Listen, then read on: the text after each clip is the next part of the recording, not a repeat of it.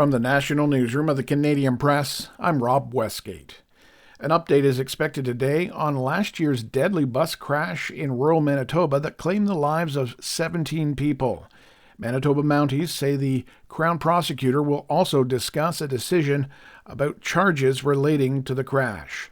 Now, the incident happened last June near Carberry, west of Winnipeg, when a bus carrying seniors to a casino collided with a semi-trailer while crossing the Trans-Canada Highway. Police had earlier noted that the truck had the right-of-way. The long saga is finally over for WikiLeaks founder Julian Assange after a court appearance in Saipan. Before a judge in an outback corner of the Pacific, Assange pleaded guilty to finally secure his liberty. His lawyer, Barry Pollock. In the 100 years of the Espionage Act, it has never been used by the United States to pursue a publisher, a journalist like Mr. Assange. Mr. Assange revealed truthful, important, and newsworthy information, including revealing that the United States had committed war crimes. Pollock says WikiLeaks' work will continue. Tom Rivers, ABC News at the Foreign Desk. Still on the international stage, NATO has appointed Mark Rutte as its next Secretary General. Now, the move puts the outgoing Dutch Prime Minister in charge of the world's biggest security organization at a critical time for European security as war rages in Ukraine. Rutte will take over from the current Secretary General, that's Norway's Jens Stoltenberg, on October 1st. Stoltenberg spent more than a decade at the helm of the organization. Puppy mills are now illegal in Ontario after the province recently passed legislation banning them. Under the new PUPS Act, those found guilty of operating puppy mills will now be subject to a minimum $10,000 penalty and a $25,000 fine for the death of any dog.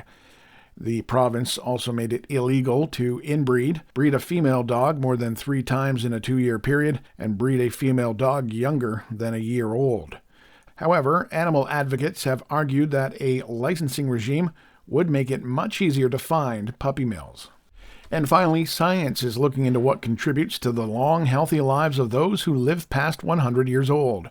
Angela Roberts in the School of Communication Sciences and Disorders at Western University in London, Ontario, is a researcher on an international study looking into these super-agers. She says many in their study of 5,000 people have common traits.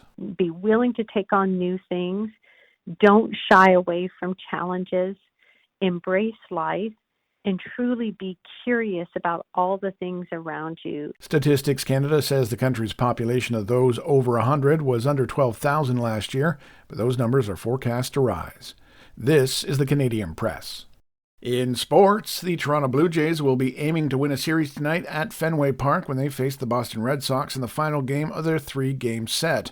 The Jays scored 7 runs in the third inning last night en route to a 9-4 victory in Boston. The 2024 NBA Draft tips off tonight at the Barclays Center in Brooklyn. The Toronto Raptors will pick 19th overall in the first round. The Atlanta Hawks, Washington Wizards, and Houston Rockets will be the first 3 teams to make selections. In a rare move, Mikal Bridges is being traded by the Brooklyn Nets to the New York Knicks in exchange for Bojan Bogdanovic, 4 unprotected first-round picks, and 1 protected pick. It is the first trade between the New York rivals since 1983.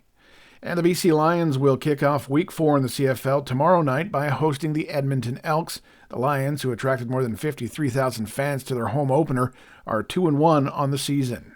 From the Canadian Press, I'm Rob Westgate. Thanks for listening. Don't forget to follow and subscribe. For more of today's top stories, visit thecanadianpressnews.ca.